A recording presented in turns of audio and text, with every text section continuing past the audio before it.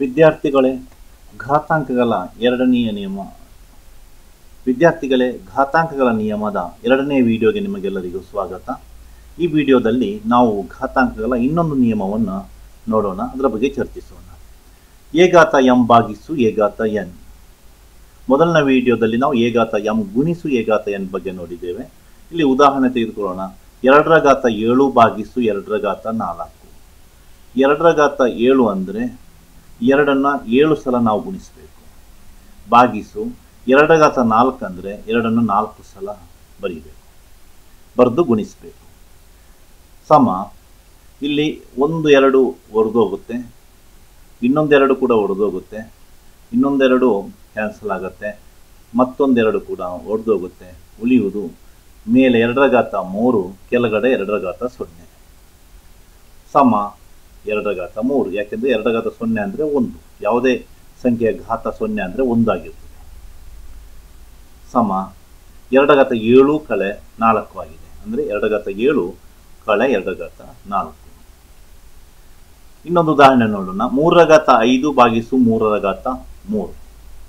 3 ರ ಘಾತ 5 ಅಂದರೆ 3ನ್ನು 5 ಸಲ ಗುಣಿಸಬೇಕು, ಭಾಗಿಸು 3ನ್ನು 3 ಸಲ ಗುಣಿಸಬೇಕು. 3 3 ಹೊಡೆದೋಗುತ್ತೆ, 1 ಇನ್ನೊಂದು 3 ಕೂಡ ಹೊಡೆದೋಗುತ್ತೆ, 3ನೇ 3 ಕೂಡ ಹೊಡೆದೋಗುತ್ತೆ.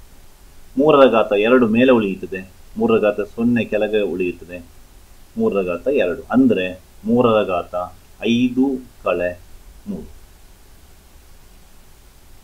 5 ರ ಘಾತ 4 ಭಾಗಿಸು 5 ರ ಘಾತ 8. ಇಲ್ಲಿ ನೀವು ಗಮನಿಸಬಹುದು, ಕೆಳಗಡೆ 8 ಇದೆ, ಮೇಲ್ಗಡೆ 4 ಇದೆ. ಅಂಶಕ್ಕಿಂತ ಛೇದದಲ್ಲಿರುವ ಸಂಖ್ಯೆ ಘಾತ ಜಾಸ್ತಿ ಇದೆ. ಮೇಲೆ 5 ರ ಘಾತ 4, ಕೆಳಗಡೆ 5ನ್ನು 8 ಸಲ ಬರೀಬೇಕು. ಅಂದರೆ ಸಮ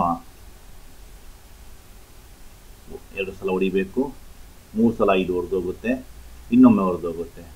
ಅಂದರೆ ಮೇಲಿನ 4 5ಗಳು ಕೆಳಗೆ 4 5ಗಳೊಂದಿಗೆ ಕ್ಯಾನ್ಸಲ್ ಆಗುತ್ತೆ. ಉಳಿದದ್ದು 5 ರ ಘಾತ 0 ಮೇಲೆ ಉಳಿದಿದೆ, 5 ರ ಘಾತ 4.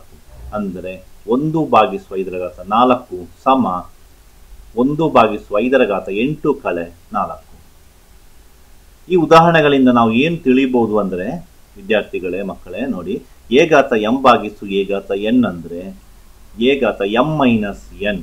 ಯಾವಾಗ ಅಂದರೆ if M is greater than N ಅಂತ ಕರೀತಾರೆ. ಅಂದರೆ ಅಂಶದಲ್ಲಿರುವ ಘಾತವು ಛೇದದಲ್ಲಿರುವ ಘಾತಕ್ಕಿಂತ ದೊಡ್ಡದಾಗಿದ್ದರೆ. ಅಥವಾ ಎ ಘಾತ ಎಂ ಭಾಗಿಸು ಎ ಘಾತ ಎನ್ ಅಂದರೆ ಎ ಘಾತ 1 ಭಾಗಿಸು ಎ ಘಾತ ಎನ್ ಮೈನಸ್ ಎಂ. ಯಾವಾಗ ಅಂದರೆ if N is greater than M, ಅಂದರೆ ಅಂಶದಲ್ಲಿರುವ ಘಾತಕ್ಕಿಂತ ಛೇದದಲ್ಲಿರುವ ಸಂಖ್ಯೆಯ ಘಾತವು ದೊಡ್ಡದಾಗಿದ್ದರೆ ಈ ಥರ ಎರಡನೆಯ ನಿಯಮವನ್ನು ನಾವು ಅನುಸರಿಸಬಹುದು. ಈಗ ನಿಮಗೆ ಎರಡನೇ ನಿಯಮ ಎ ಘಾತ ಎಂ ಭಾಗಿಸು ಎ ಘಾತ ಎನ್ ಘಾತಾಂಕಗಳ ಈ ನಿಯಮ ನಿಮಗೆ ಅರ್ಥ ಆಯಿತು ಅಂತ ಭಾವಿಸ್ತೇನೆ. ಮುಂದಿನ ವಿಡಿಯೋ ಭಾಗದಲ್ಲಿ ಇನ್ನೊಂದು ನಿಯಮದ ಬಗ್ಗೆ ನೋಡೋಣ. ಧನ್ಯವಾದಗಳು.